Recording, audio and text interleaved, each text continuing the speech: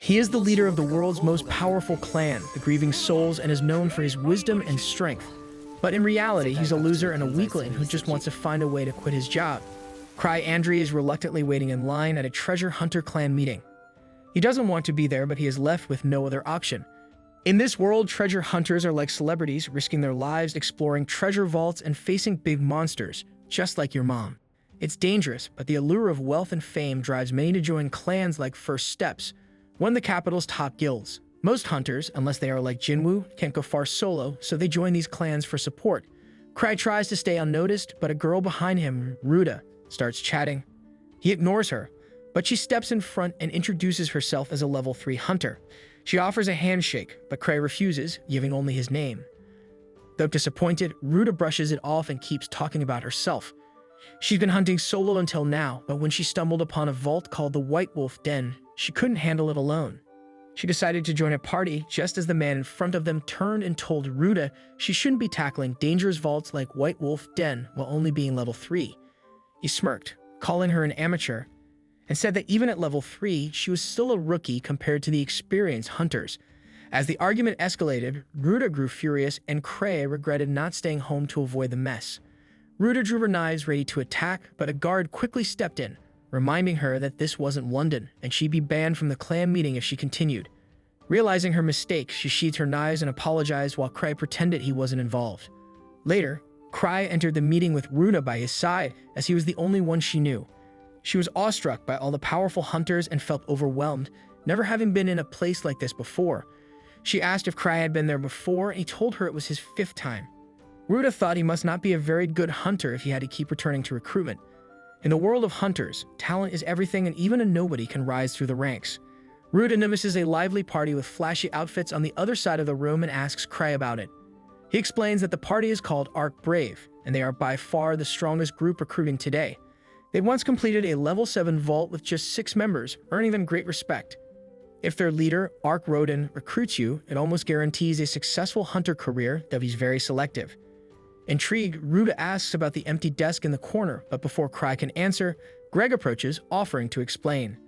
Despite their earlier argument, Greg tells her the desk belongs to the Grievers, a legendary party of childhood friends known as the Grieving Souls who gained fame after arriving in the capital.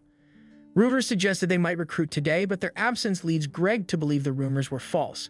Just then, a kid eager to join the Grieving Souls gets frustrated at their absence as he dreams of becoming the strongest hunter.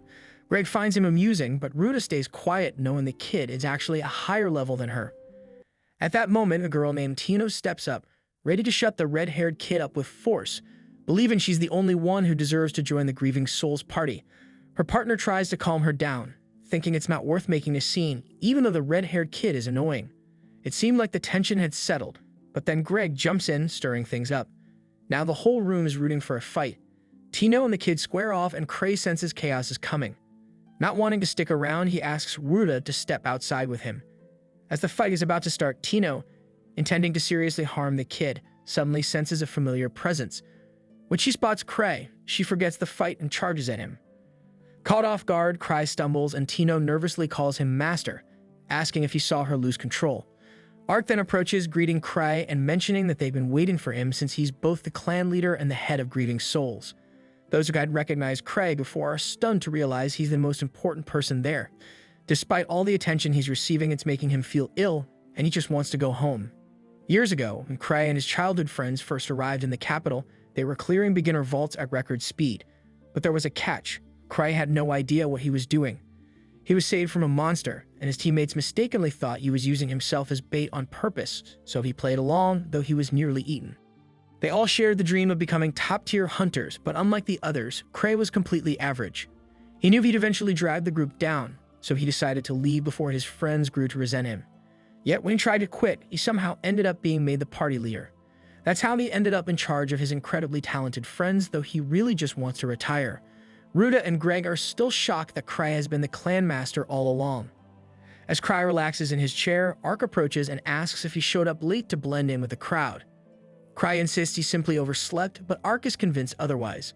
No matter how much Cray explains, people always see him as more impressive than he really is. Tino, unhappy with how close Arc is to Cray, wants him kicked out of the clan, but Cray refuses.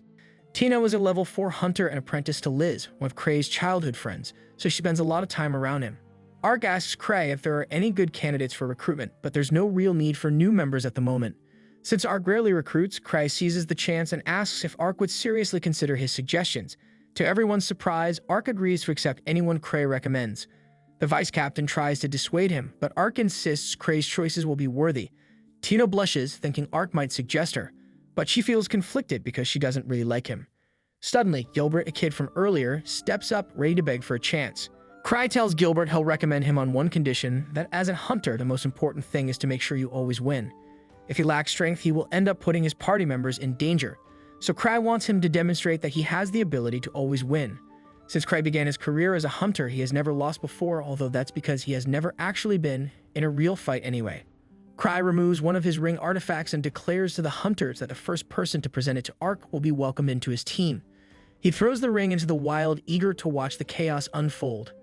Gilbert grabs it first, but before he can even react, Tina leaps at him and knees him so hard that Gilbert is knocked across the room, likely needing medical attention.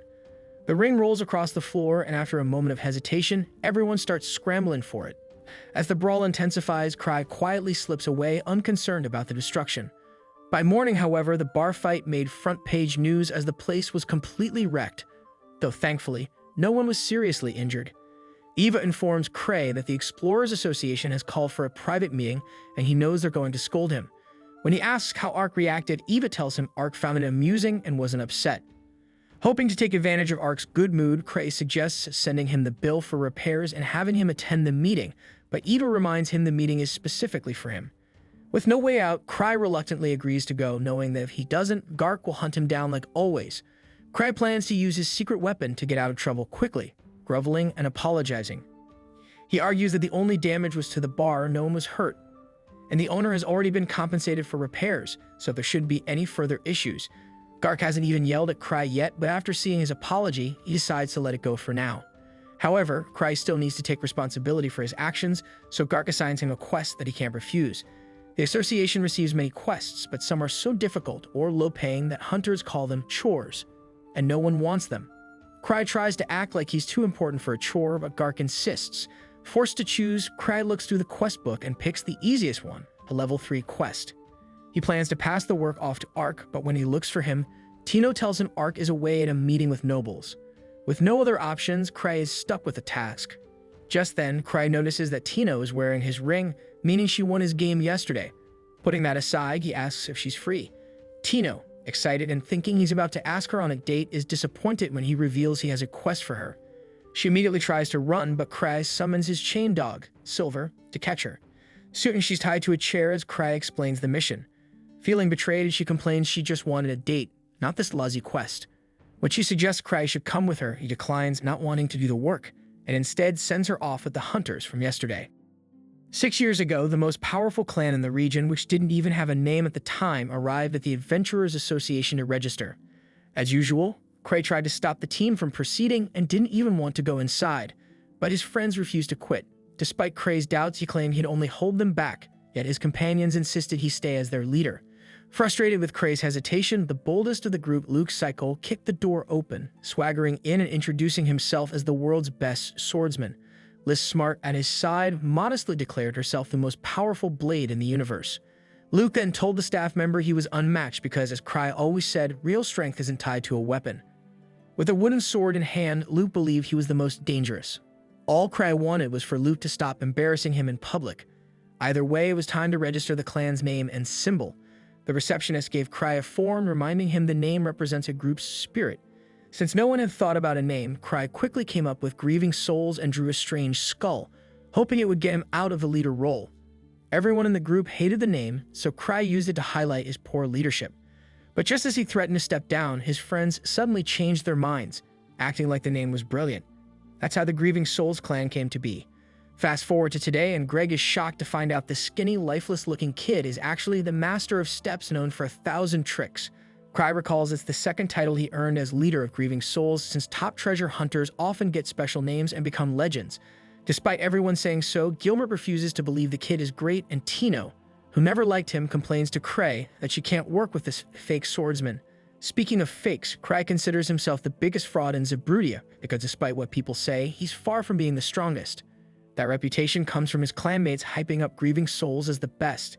Ignoring the argument, Cry asks if the group is ready for the mission. Gilbert, feeling insulted, calls the situation a joke and dismisses the kid. Greg tries to warn him, but Gilbert ignores him, so Cry kicks him off the mission. He then asks Greg and Ruta if they're in, and they agree. Furious, Gilbert expects Cry to beg for his approval, but Cry couldn't care less. Cry instead tells Tino to let him know if she needs anything. She seizes the opportunity to mention that she does need the master, but Cry firmly denies it. With that settled, Craig prepares to leave, but Gilbert challenges the 1,000 tricks, promising to join the group if he loses. Cry explains that Tino Shade is the leader, so it's her he'll be facing. Tino, never one to hold back, vows to unleash divine punishment on Gilbert, using the impressive range she gained through intense training. Confident, Gilbert promises to go all out and challenges Cry again after being Tino. Cry has no interest in fighting, but Tino draws Gilbert's attention, warning him that even though they're both level 4, she's nothing compared to the master. To make it more exciting, she drops her weapons, deciding to fight him bare-handed. Cray thinks Tino can handle the arrogant guy, but the sword of purgatory he wields might give him an edge depending on his skill. Surprisingly, Gilbert mimics her and drops his weapon too. Tino then declares that after defeating him, she'll go get ice cream with the master, though Cray isn't thrilled about it. She insists and Cray gives in to keep the peace. Motivated, Tino charges at Gilbert with incredible speed. He barely dodges the first strike but gets caught by a swift leg sweep, suffering his first hit of the day. Determined not to give up, the man strikes back at the girl, but she easily dodges and mocks him for challenging her master. Though it seemed he was beaten, Gilbert makes a comeback and regains control of his body. Tino then hits the man's neck, seemingly ending him. But as everyone assumes the swordsman is defeated, he recalls his childhood as a hunter.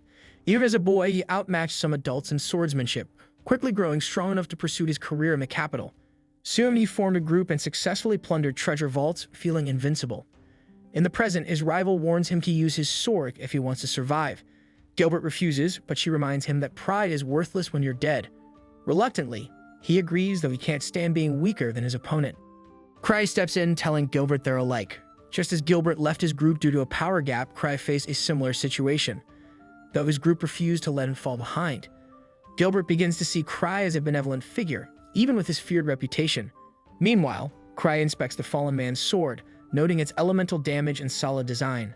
The swordsman should handle the situation, realizing that the man wielded his sword far better than he ever could, reaching a level of skill he could never attain despite years of practice. Gilbert shouts that it's impossible and calls the leader of the grieving souls a monster. Cry then explains that mana material is considered the world's fundamental substance, but it's invisible to the naked eye. Treasure vaults are phenomena where spiritual lines and forces condense mana, creating limited alternate worlds based on the world's core memories. While many kingdoms study the rules behind this, they are still not fully understood. The White Wolf's Nest is one of these treasure vaults, once home to wolf monsters called Silver Moon, who were hunted to extinction for their pelts. Afterward, a blood-stained wolf ghost appeared along with the vault. Upon reading about this, the young man gets scared and notes that a treasure vault reflecting history's vengeance is overwhelming. Eva argues that Craig put the group in this situation, but he reassures her that his team is skilled enough to handle it since the vault is level 3 and they'll have 4 people, plus Tino is coming along. The boy also thanks her for telling him that Gilbert had left the group as it helped him at a key moment. Finally, the clan's vice master mentions the master put on quite a display with a relic in the training room. He replies that it was easy to control, especially since even Gilbert managed to use it without much knowledge. Cry enjoys collecting relics of various powers and forms and is curious if Gilbert would sell the Purgatory Blade. Upon hearing this, Eva loses her patience, pointing out that the boss already owns similar relics and even took out a loan from Citri due to debts, despite receiving the same commission as the other Grieving Souls members. The clan doesn't have endless funds. Embarrassed, Cry tries to respond but only remembers he needs someone to recharge his relics.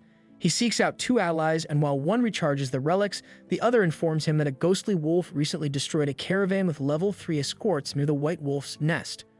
Although Cry assumes his team can handle it, the man warns that the ghosts are growing stronger. The woman adds that Rudolph Devout, a powerful level 5 lancer, has appeared there, and Cry recalls that he's wanted for a job related to the guild. Worried the mission might fail, Cry hopes Gilbert has recharged the Purgatory Blade. Meanwhile, the team is on its way to the nest, and Tino doesn't help morale by revealing she wrote a will before leaving. She reasons that if her master sent her, the mission must be tough, but she trusts Cry wouldn't assign her to a random group, though the rest of the team feels this is exactly that. Gilbert accepted the job because the Thousand Tricks already knew why he left his previous group. Tino explains that the man is brilliant at deduction and has vast knowledge of the capital and its surroundings, so he likely figured it out from Gilbert's words. Ruta doubts this, but Greg believes only such a calculating mind could have predicted the bar incident. Tino adds that their master meticulously planned the mission to ensure no major dangers and would never send them to their deaths without careful thought. Ironically, after sending a group to their deaths without much thought, Cray decides to catch up with them in time to order them to abort the mission. Meanwhile, the team barely arrives before encountering a ghost wielding a sword and shield far stronger than any human. As Cry searches through endless clutter for the relic, Eva scolds him for carrying a forbidden citrus slime. Despite this, Cray flies off with the unstable relic, which may turn out to be his last flight. Years ago, in the early days of the Grieving Soul, it had only been a week since the clan started operating in the capital, and Gilbert was already furious. His divine sword, Blade of the Testament, had shattered like a twig. Other jealous members joked that fighting ghosts with a stick would be hard, while Tino commented she hadn't expected to find a Cyclops in a level 1 vault, since those monsters were level 4. Overhearing the conversation, a drunk tavern goer called them rookies, claiming a Cyclops would never appear in the Goblin Cave, and even if it had, it wouldn't have survived. At that, 2 female clan members stepped up, revealing the Cyclops to the drunk, leaving him stunned. Cry, observing, thought this was exactly why he didn't want to bring the creature along. Fast forward to today, Gilbert Bush cuts a werewolf in half. Exhausted, Ruta complains that such a monster shouldn't appear in a level 3 vault. Similarly, Greg doesn't understand why the Blade of Purgatory didn't ignite during the battle, to which its owner replies the sword is out of mana and he can't recharge it alone. Ruta suggests retreating, and Greg adds that things aren't as they were told, likely meaning the group they came to save is already dead. Despite this, leader Tino insists the plan stays unchanged. Greg anxiously asks if survival isn't the priority, but Tino firmly states they didn't come to collect monsters. The ones they're rescuing are alive and executing a perfect level 8 strategy, with the Blade's depletion part of the Master's plan. The group pushes forward to the White Wolf's den, where humanoid wolves armed with bows and guns await them. Greg realizes that the wolves they fought earlier weren't just randomly powerful. The entire pack is highly skilled. Tino explains the den was originally home to the Silver Moon wolves. Gilbert rushes ahead, eager to finish the fight quickly, thinking that once they deal with the armed wolves, the rest will be easy. Tino, however, cautions him not to be reckless, reminding him that her responsibility as leader is to ensure everyone survives. She lays out a strategy. She and Ruta, being the fastest, will lure the wolves, while the others attack from behind at close range. The guns shouldn't be a big issue, but no one is to use another as a shield. Meanwhile, Cry silently hopes at least Tino survives, even if the others don't. Tino recognizes the wolves' superior skill but highlights the team's key advantage: teamwork. As more armed werewolves approach, the group instinctively knows how to react. Though they're a makeshift team, their synergy is solid.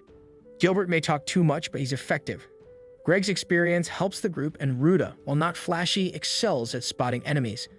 With the plan working smoothly, Tino starts to think her master is a true genius. In the midst of battle, Gilbert becomes frustrated, feeling underestimated by the enemy. This takes him back to a memory where he felt the same, pushing his team to be tougher, but they couldn't keep up. Disheartened, he abandoned them on the spot, unaware they were giving their all. Over time, the gap only grew. Back then, he was filled with anger, but now, fighting alongside others, he's matured enough to see the value of teamwork. After another victory, the group moves deeper into the White Wolf's den, arriving in a larger chamber. Tino touches the wall, sensing a presence, not the ones they came to save, but likely the den's boss. Greg suggests retreating, but Tino reminds him they've come this far unscathed and should be able to handle it. Despite agreeing, Greg remains uneasy. Tino teases him for being overly cautious and argues that safe missions don't help anyone grow. Greg admits she's not wrong, recalling how he stopped fighting when he thought he couldn't win, a habit from seeing many friends die. Tino points out that Greg joined this team to change that mindset, and that's why the Master put him here despite barely knowing him. Cray's true intention was to save everyone there, meaning the Master is like a god, and there's no way he assembled that team by chance. He would never lower himself to such a trivial role. Everything he does is meticulously planned, aligning perfectly with his flawless design, which is always carried out with precision through intricate tactics. In other words, Tino reiterates once more that Cray is indeed a divine figure. On that note, Ruta is keen to figure out why she was chosen for the team, and Tino is at a loss for how to respond, so he simply watches her, searching for an explanation. It quickly dawns on her that the answer is obvious. It is because of her melons. The newcomer looks ready to protest, but before she can, the leader cuts off the idle chatter and directs the group to resume their journey. Speaking of the cold and calculating god, Cray starts to panic as he realizes he has no idea where the group he sent is located. To make matters worse, the relic he's using to fly is essentially a plane without brakes, which is clearly dangerous. However, despite the turbulence, he accidentally crashes into the White Wolf's den. Meanwhile, Tino and the others confront the dungeon boss, a massive white wolf. As soon as the enemy makes its first move, the entire group recoils, visibly nervous, as it's clear this wolf is immensely powerful. The team becomes hesitant, disorganized, torn between fighting and retreating. Tino notices that the boss isn't wearing a helmet, which must be its weakness. This is likely one of the 1,000 trials set by her master Cray, so she knows she must pass the test. With that in mind, she commands Gilbert to block one of the wolf's attacks while she handles the rest. Gilbert braces his sword against the beast's axe, holding it off briefly. Greg strikes at its leg, but the wolf swats him away with its paw. Tino charges fearlessly, leaving Ruta in awe. Greg's sword shatters from a heavy blow, and as the wolf prepares another strike, Ruta rushes in, pushing him aside just in time. Tino climbs the axe handle, suffering a deep scratch, but lands the final blow, defeating the beast. Afterward, she tends to her wound with a healing potion. Greg mourns his broken sword, but Gilbert reminds him it could have been worse. Grateful, Greg thanks Ruta for saving him, but their mission isn't over. Tino gives Greg her sword, but suddenly a giant spear narrowly misses her. 4 more giant white wolves, identical to the dungeon boss, emerge. Even Tino feels the pressure and realizes their challenge is greater than expected. She orders the group to flee through a narrow passage to slow the wolves, but one blocks the way. Greg suggests Tino and Ruta escape, while he and Gilbert stay behind to buy time. The leader refuses to let anyone be sacrificed, ordering the team to target the wolves' eyes and quickly organizing a new attack. Gilbert leads, ready to face death, blocking a wolf's strike as Greg follows up, but both are knocked back. Ruta hurls shurikens at a wolf's eyes, but it shuts them in time. Tino uses a flash technique she learned from Cray, blinding a wolf, but even so, it hurls Gilbert into a wall. She regrets the poor strategy that endangered him. Surrounded with no options, Cray crashes into the scene, taking down a wolf. His power causes the remaining wolves to hesitate, but one charges. Cray blocks with an accessory and fires projectiles to finish it off. With 7 security rings, Cray is formidable but uninterested in the mission and just wants to leave. To end it quickly, he throws a pendant, detonating it to create a distraction for the group's escape. Everyone retreats, but Tino, wounded, slows them down. Gilbert complains about the pace, but Ruta reminds him they're following the injured leader. In truth, Cray is sprinting as fast as he can, which is still as slow as the injured girl. Thinking he's being thoughtful, Tino recalls that kindness has always been one of his key traits. Long ago, when she was a child, 2 men troubled her until the grieving soul rescued her, and since then, she's wanted to be like them. After distancing themselves from the wolves, the group rests while Cray uses another relic to heal Tino. Gilbert, a bit scornful, comments that Cray relies on items for everything, but Cray ignores him.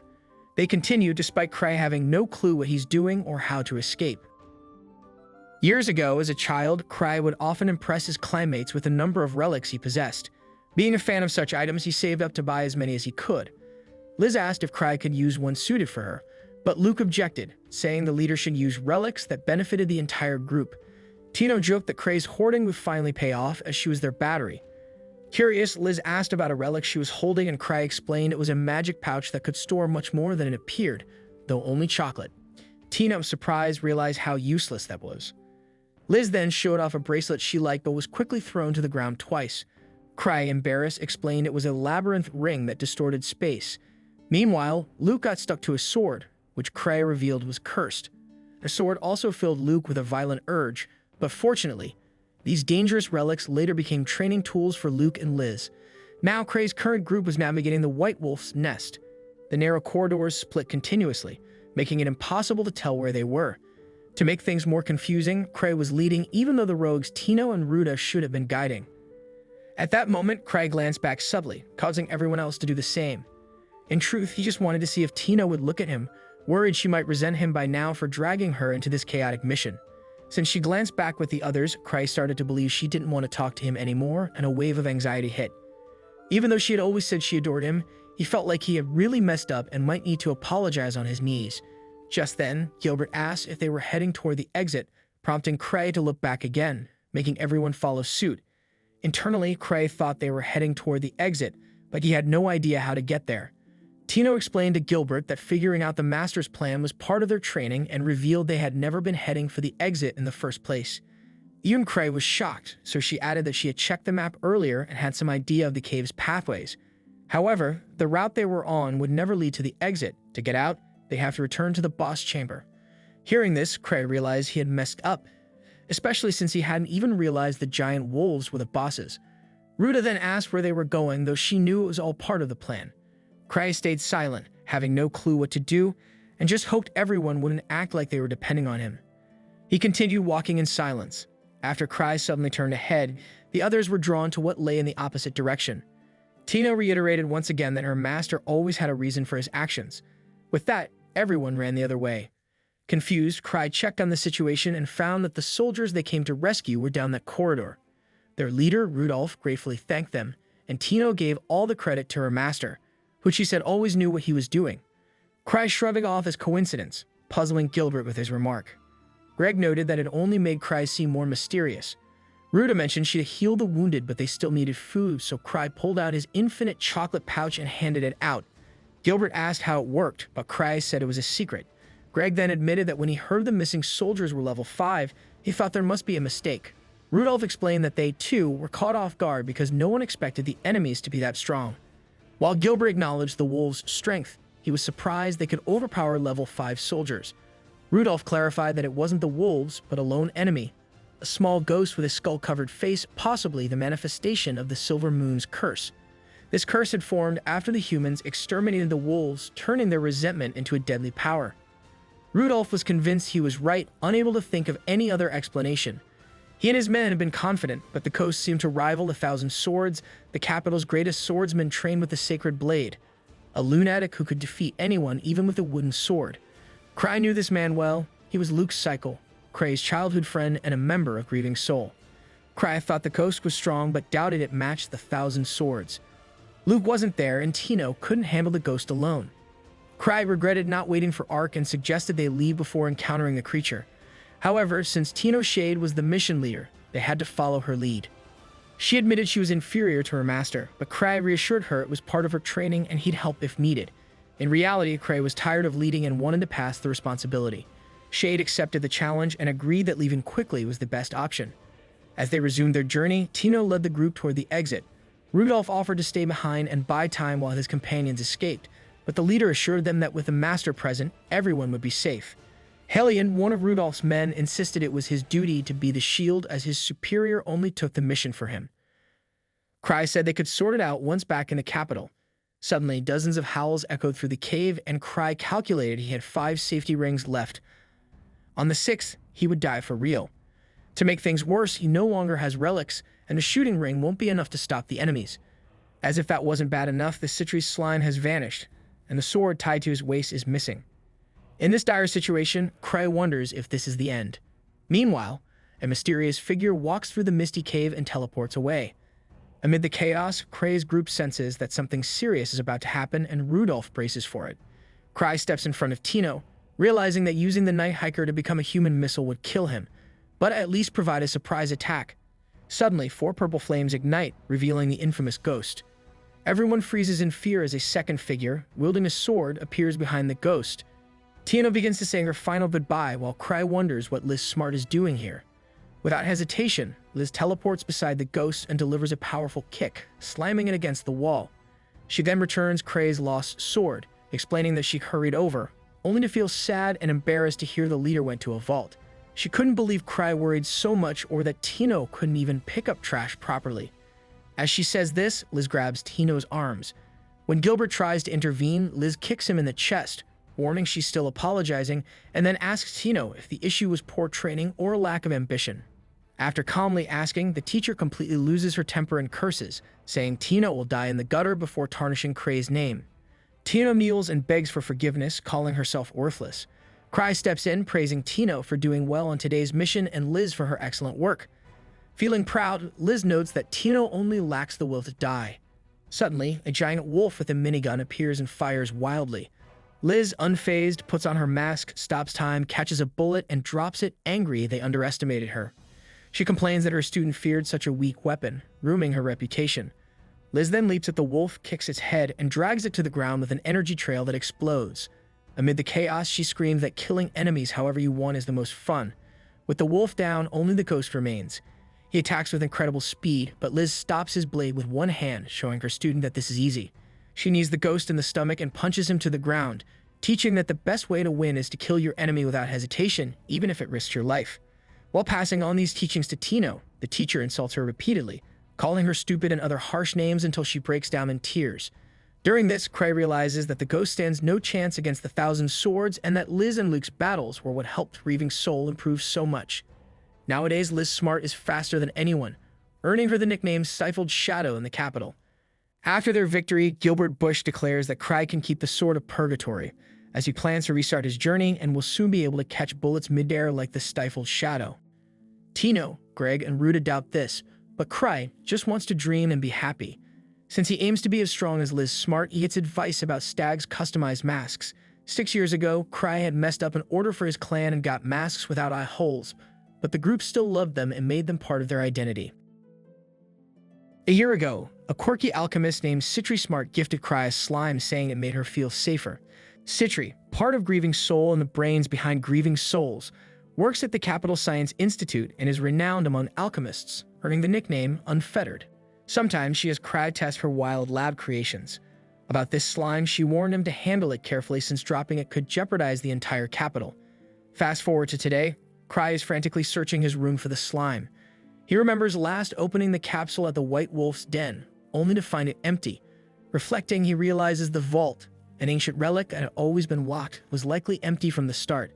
Laughing at Citri's mischievous nature, he considers letting it go, not wanting to make himself sick. Meanwhile, at the den, a warrior defeats a ghost and asks her partner if this was still a level 3 area. He replies that the ghost levels had surged recently. She comments that the association's investigations are no easy task, while he notes that exploring anomalies in treasure vaults is crucial to the kingdom. He also mentions the Thousand Tricks involvement, hinting at something strange at work. Back at Cray's place, he barely slept, consumed by thoughts of the slime. As he steps out, Eva Renfried approaches, notifying him that the association demands a report on the White Wolf's den. Cray, as lazy as ever, replies that Tino, the leader of the team, should handle it. However, Eva explains that Tino is training with Liz. With no escape, Cray asks if there's been any buzz in the capital about the mission. Eva doesn't know but promises to investigate. Cray then asks her to drop it, deciding to check on Tino himself. Eva informs him that Tino is training on the second sublevel. As Cray heads there, Eva ponders the unusual events, wondering if Cray's predictions about anomalies and noble squabbles are truly coincidental. Reaching the sublevel, Cray meets Sven Anger, leader of Obsidian Cross. Sven quickly asks him to stop Liz, who is causing havoc in the training hall. Cray argues that monster control isn't his job, but with Ansem and Lucia absent, Sven insists there's no one else to handle it. He also asks how Liz smartly managed to return alone. Sven explains she disarmed all traps, reached the boss's room, and simply left, bored. Impressed yet worried, Sven warns that if no one steps in, Tino could end up in serious trouble. Cray forces a smile and claims people don't die that easily, but when he enters the hall, he sees Liz standing over an unconscious Tino, still menacing the student without hesitation. Liz raises her leg to finish the downed girl, prompting Cray to stop the training before it turns tragic. Liz impatiently explains she was simply training Tino, remarking on the girl's potential despite her lack of strength, even compared to Liz herself at Tino's age. Cray appreciates the teacher's passion, but insists the student has hit her limit and asks for a pause. Liz protests, but just then, Tino grasps her ankle, asserting she's not done yet. Cray wonders why Tino is wearing a mask while Liz celebrates her resilience, preparing to continue. Cray leaves, telling the others there's no stopping Liz once she's in this state. Sven, though frustrated, agrees that it's good for Tino to grow stronger. Shifting topics, Sven mentions the North Road is now blocked due to ghost sightings. Over tea, he adds that an investigation found the Night Orders were unprepared for this. Cray recalls hearing that travelers were attacked by ghosts from the White Wolf's den and suspects Gark wants to discuss this with him. Thinking back, Cray regrets Ark's absence, as he's more reliable than himself in situations like this. The man is a truly outstanding leader and skilled fighter, independent and beyond average. If Cray could leave everything in his hands, things would run seamlessly. Since that's not an option, Cray focuses on buying time. Watching his leader reflect, Sven observes how calm he seems, making Cry wonder if it's because the issue doesn't directly concern him. Cry then decides to send the Obsidian Cross to meet Gark, hoping he can guide the clan on handling the matter. He asks group members to inform the Adventurers Association manager that he won't be attending, shedding another responsibility. This prompts a member of the Obsidian Cross to question Cray's leadership style, noting that he often stays behind while others take on missions. Sten, however, explains that the newcomer doesn't yet understand Cray's mindset. It's this very behavior that drives the grieving souls and the Obsidian Cross. In Sven's view, Cray is almost monstrous and never to be underestimated. Later, Gark learns that the energy lines near the White Wolf's nest remain unchanged, and the mana levels are stable. He needs to speak with Cry to understand the anomaly in the treasure vault, though Cry is reportedly too busy to meet. Gark plans to visit him tomorrow, confident Cry knows something. Meanwhile, in a hidden lab, an elderly master magician notes that he never expected a high-level hunter to get involved. Others, dressed in matching uniforms, comment that it's only a matter of time before the Adventurers Association finds this place. The old man remarks that Cray shouldn't be underestimated, while another man points out that simple hunters can't grasp the great master magician's efforts in the capital's Akashic Tower Research Division. The master explains that this mechanism uses the vast energy lines, altering the treasure vaults. If the chief's theories prove correct, they might even create vaults at will. The team, however, worries about abandoning the lab to start over, especially with Sophia on vacation, as she's responsible for the defense system. The master assures them he granted her leave and that she'll return shortly via harmonic stone communication to resolve the deadlock. Meanwhile, Cray dreams of the capital in flames under attack by a creature, wondering if citrus slime is the threat, though he dismisses it, as his dreams never come true. He then finds Liz next to him, though she often sneaks into his bed. Later, as he leaves his room, Liz warns him he's busy today when they encounter Gark. Seizing the chance, Gark asks for her report on the Night Palace. Annoyed by the interruption, Liz kicks him, though he deflects, cautioning that even his patience has limits. Cray and Kana's chat over tea takes an unexpected turn when he accidentally hints at a bigger issue beyond the White Wolf's nest. He avoids further explanation, claiming he fears someone might overhear. In reality, Cray knows he unleashed a dangerous slime in the capital but keeps that detail secret. Busy as always, he suggests Gark is the right person to handle the situation, as he won't have time. Meanwhile, the hall is in ruins from Liz and Gark's battle, with Liz taunting the manager for losing his edge. Pushed too far, the manager unleashes a powerful energy, reminding Cray of his past as the war demon of Zabrudia. To stop the hall from collapsing, Cray asks them to pause the fight, but Eva is horrified by the damage when she arrives. Liz continues provoking Gark, calling him weak and unfit for the Night Palace, though Cray isn't so sure. Cray then brings up a question, asking if the dungeon boss was more challenging than the one in White Wolf's nest. However, Smart found the nest boss so easy to defeat that he hadn't even realized it was a boss at all. This reminds Cray that Citri and the others are still at the Night Palace and should be returning soon. The lost slime could cause quite a disturbance. Liz notices that Cray appears concerned and asks him what's on his mind. He then asks what she would do if all of Zabrudia were to fall. Liz replies that she would escape somewhere south with Cray, since she's never seen the ocean and thinks it would be a perfect opportunity. With that, Liz leaves her bag with the boy and darts forward to restrain a passerby, claiming that he was watching them oddly. However, Cray tells her to let him go, and the man quickly flees. Once he reaches a secure spot, the fugitive ponders why Cray allowed his escape, suspecting that Cray might be aware of the plan. If you're enjoying the journey of this series, please hit that like and subscribe button and turn on that notification bell so you don't miss any updates. All of your support helps me to keep bringing more high-quality recaps.